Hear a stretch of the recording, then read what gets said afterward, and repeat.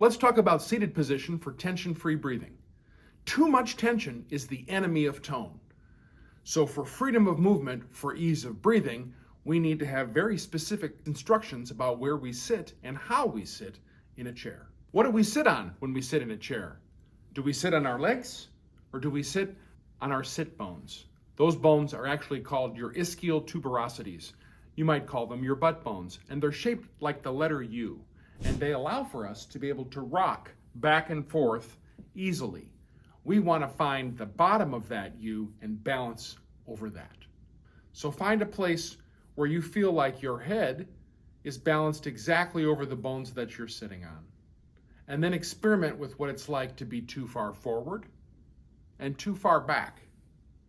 And then find a place in the middle where the line from your skull to your hip joint is vertical.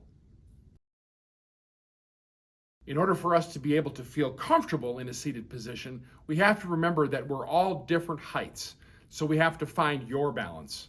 So if you can sit in a chair with your feet flat on the floor and your knees are lower than your hips, the chair and you are perfectly designed for each other. But if you're sitting in a chair where your hip joints are lower than your knees, we for sure need to give you a place where ease of movement for breathing can happen. So in order to do that, we have to move our knees lower than our hips. The easiest way to do that in a chair is to sit near the front of it where your legs are free and to simply cross your ankles in front of you. Then your knees go lower than your hip joint. The other option is to move your legs to the side, either outside the legs of your chair or inside the legs of your chair to get your knees to go below your hips.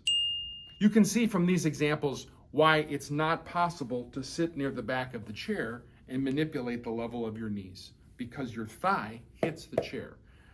And that's why we need to sit near the front of the chair so that our knees can go below our hips so that breathing is easy. If the chair is too tall for you, you might find that sitting near the front of the chair makes you feel like you're going to fall out of it. But sitting too far back doesn't allow for easy breathing. In that case, sometimes it's necessary to find something for the feet to rest on so that the knees can be below the hips, but not so far below that it feels like you're falling out of the chair. So balance your head and torso over your sit bones. For freedom of movement, upwards through our torso and downwards through our legs, we have to be very specific about how far forward or back we sit in the chair. So from front to back, sit where the legs can be free. We sit on our sit bones, not on our legs.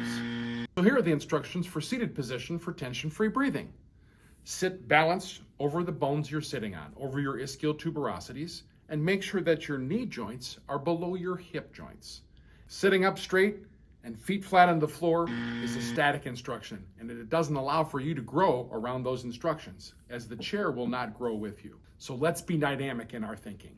Let's think about ease of movement when it comes to a seated position. Flexible ease is dynamic, not static. Remember, too much tension is the enemy of tone. So find your balance and find your tone.